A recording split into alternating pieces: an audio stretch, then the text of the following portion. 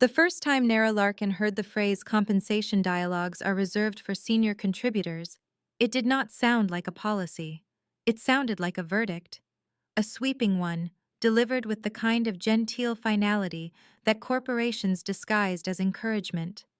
The words came from two people who had the power to alter her future, yet saw her as little more than a temporary gear in their machine. CEO Adrian Sorrell said it first. He delivered the sentence with the calm, pastoral tone of a motivational speaker who believed sincerity came pre-packaged with every leadership title. His hands were folded loosely atop a stack of printed strategy decks, none of which he had personally opened. HR Director Maurice Hale repeated the phrase with a serene smile. Her voice was soft and airy, as though she believed gentleness could soften the blow of structural dismissal. She tapped her pen against her tablet and added, "This is not a reflection on your effort, Nara. It is simply an alignment with our organizational framework." Nara stood before them in Quarryline Data Network's executive boardroom with a binder containing 4 months of documented improvements. She had rebuilt broken vendor sync processes, restored corrupted analytic feeds, and resolved a catastrophic reporting drift that had threatened 3 long-term contracts. She had spreadsheets, logs, diagrams, and time-stamped evidence. She had done the work of an entire team. None of that mattered in this room. Adrian smiled with benevolent patience. "Please understand, Nara. We value your diligence, but compensation dialogues are reserved for senior contributors."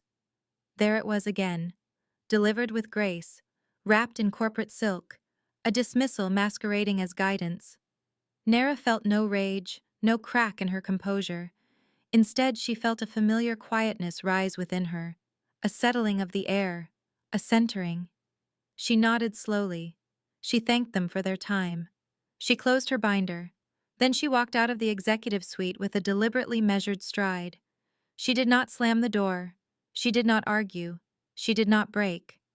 But something inside her shifted. A hinge clicked. A gear moved. The story of her revenge did not begin with fury. It began with the recognition that Quarryline had already decided her limits without ever observing her potential. Limitations became invitations. Boundaries became corridors. And Nara Larkin did not remain confined.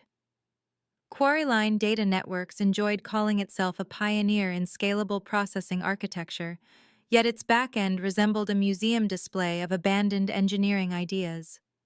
Systems were layered atop one another like sediment. Old classes referenced older classes. Workflows relied on patches applied by people who no longer worked there. Entire modules functioned only because someone 10 years earlier had duct-taped their logic in place. Nara spent most of her early career cleaning up disasters she had not created. She joined the company as a junior system analyst, expecting mentorship, structure, and gradual progression. Instead, she inherited a digital labyrinth that collapsed in unpredictable cycles. Her colleagues expected her to understand every module instantly because she resolved issues faster than anyone else. During her first month, she discovered 3 undocumented shell scripts that force reset vendor tokens. She rewrote them into a safe automation sequence. During her second month, she patched a malformed data serializer that corrupted client invoices. During her third month, she uncovered a misaligned timestamp engine that produced conflicting revenue reports. Each time she presented findings to Thren Maddox, her team lead, he responded with mild surprise and vague praise. He frequently ended conversations by telling her he would bring these matters to leadership. Nara learned quickly that he never did. Thren preferred the illusion of stability. He delighted in projecting calm efficiency, even when the systems beneath him trembled. When Nara asked for permission to formally audit the integration pipelines, he responded with a gentle chuckle. "Let us not complicate matters. You are excellent with details, Nara, but larger vision work is not necessary at your stage." Her stage. A phrase he loved. A phrase that kept her contributions contained within a box no one had labeled but everyone acknowledged. One evening, While repairing a collapsed authentication sequence that had triggered a cascade of rejected transactions, Nara realized a simple truth. The company relied heavily on her competence, but refused to recognize it. They accepted her labor while denying its value. She did not seek glory, but she deserved fairness. She deserved acknowledgement. She deserved clarity. She deserved growth. Instead, she received polite dismissal in an executive suite, and a sentence that lodged itself in her memory like a pin in a map. Compensation dialogues are reserved for senior contributors. A map always led somewhere. Nara intended to follow it. 2 days after her meeting with Adrian and Maurice, Nara took a quiet walk during her lunch break. She sat in a small courtyard behind Quarryline's annex building and opened her personal device. She scrolled through messages she had not reviewed in months. What she saw there startled her. Several vendors had sent inquiries regarding anomalies she had previously resolved. None had received explanations. Quarryline had simply informed them that issues were resolved and offered no technical clarity. One message in particular caught her attention. It came from an unfamiliar name. Subject: Inquiry regarding your involvement in our error correction sender. Eaton Rule, Systems Coordinator, Halverin Cargo Grid. Halverin Cargo Grid was one of Quarryline's largest clients, a logistics conglomerate with global reach. Nara opened the message with cautious curiosity. Eaton referenced a synchronization collapse from 4 weeks prior. Quarryline had attributed the problem to vendor-side failures. Yet Eaton had discovered internal logs indicating a manual fix. A fix signed with Nara's user identification. Eaton asked if she would be willing to discuss her involvement.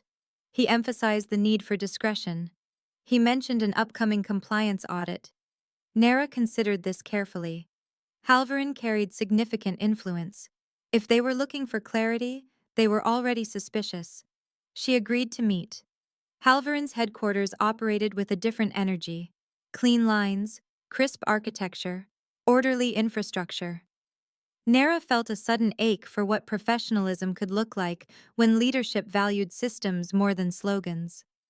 Eaton greeted her warmly and led her into a sleek conference room. He showed her logs. She confirmed her involvement. Then he said something that made her pulse shift. We need someone who understands the real state of Quarryline's processing environment. We intend to perform a full systems compliance review. We would like your guidance. He handed her a sealed packet. Nara recognized the structure instantly. A formal offer. High level, high trust. Far higher than Quarryline had ever granted her. There was an additional line within the packet. She read it twice. This role includes direct involvement in the audit of Quarryline data networks. When she left the building, her stride felt lighter. Not triumphant. Purposeful. Halverin had opened a door. Nara intended to step through it. Nara did not resign immediately. She held the offer quietly while she continued her daily work at Quarryline. She did not broadcast her change in perspective. She simply observed. If leadership had paid attention, they might have noticed the subtle shifts. Nara no longer volunteered clarifications during meetings. She no longer rushed to explain failures before others blamed vendors. She performed her tasks with steady efficiency, but withheld the emotional labor that had once smoothed countless crises. Thren did not notice. He rarely did. During that week, Quarryline's internal systems malfunctioned 3 times. Nara fixed each failure without acknowledgement. She documented everything meticulously, not for Quarryline's preservation, but for Halverin's approaching audit. Late one evening, while finishing a recalibration of the reporting transformation engine, Nara received a call from Eaton. We are ready to proceed. Our executive team approved your role. Will you accept? Nara paused. She thought of Adrian and Maurice. She thought of the folder she had carried into the executive suite. She thought of the phrase delivered with softness that did not match its severity. Compensation dialogues are reserved for senior contributors. Nara accepted. The transition occurred quickly. Halverin equipped her with secure communication channels and remote sandbox access. They granted her authority over review pathways. They trusted her insight. Trust. Something Quarryline had never extended beyond surface courtesy. Nera entered a dual life. By day, she remained at Quarryline, the quiet fixer of systems that groaned under their own neglect. By night, she became an architect of truth, revealing structural failures through diagrams and evidence that Halvarin would eventually present with professional neutrality and devastating precision. The more she uncovered, the more stunned Halvarin's team became. Certificates expired for years, credentials shared openly in internal chats, error logs overwritten instead of archived, vendor invoices rerouted due to corrupted mapping fields. Nera had predicted chaos. She had not predicted the degree of systemic negligence. Eaton expressed admiration tinged with concern. "You have been keeping these systems alive almost single-handedly." Nera responded with calm honesty. Quarryline saw the results, but never asked how they were achieved. The audit date approached, and Nera prepared. She saved her resignation letter in a small folder titled Transition Materials. All she needed was a date. Audit day arrived with a stillness that felt ceremonial. Nera entered Quarryline's headquarters wearing a charcoal suit and a badge that displayed Halvarin Cargo Grid's insignia. Her title read, Lead Compliance Examiner. The moment she stepped off the elevator, whispers rippled through the hallway. Colleagues froze. Some stared. Some pretended not to. The transformation was not theatrical. It was factual. Nera no longer belonged to this building. Maurice Hale rounded a corner, holding a steaming cup of mint infusion. She slowed when she recognized Nera. The smile that formed on her face wavered, uncertain. "Welcome back, Nera," she said softly. Nera inclined her head. "I am here for the audit." For the first time since she had met her, Maurice's composure cracked. A flicker of unease surfaced beneath her polished demeanor. Inside the executive conference room, Adrian Sorrell waited with 3 vice presidents. He looked up when Nera entered, expression neutral but strained. "I see Halvarin assigned you to this review," he said. Nera took the seat at the head of the table. "Yes, I will be leading it." For a moment, no one spoke. Papers shifted, chairs creaked, the silence expanded.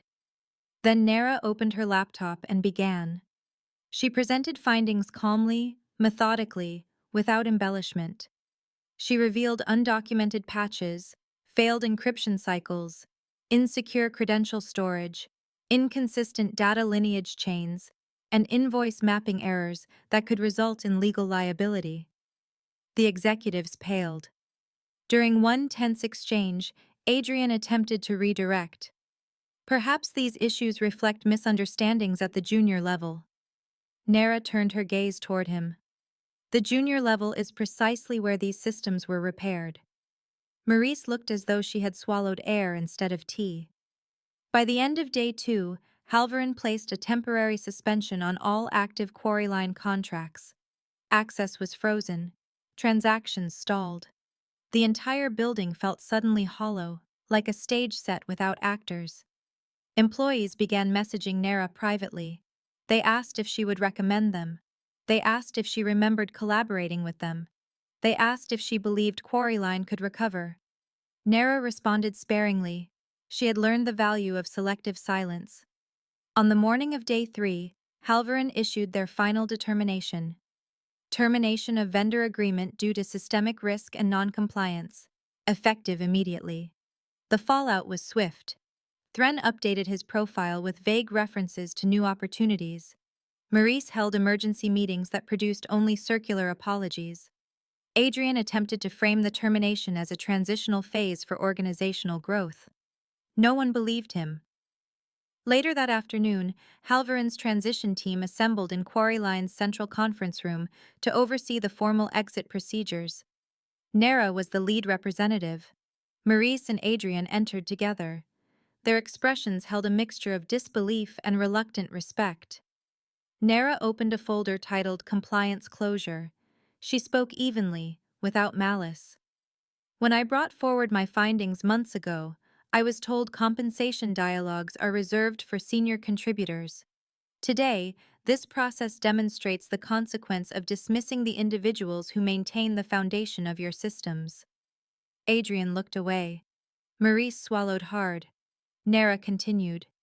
Quarryline may rebuild, but you must rebuild with truth, not assumptions about who deserves to be heard. The meeting ended not with anger, but with resignation. Afterward, Eden approached her with a quiet nod.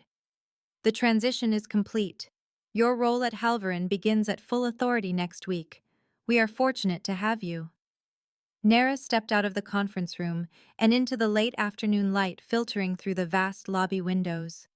Her footsteps echoed with the certainty of someone who had walked through dismissal and emerged transformed. Quarryline had once seen her as a junior analyst. Halverin saw her as an architect. She had not climbed through hierarchy. She had stepped beyond it. Revenge had not required fury. It had required clarity. And Nara Larkin walked forward knowing that clarity was far sharper than anger, far steadier than ambition, and far more powerful than any line delivered in an executive boardroom.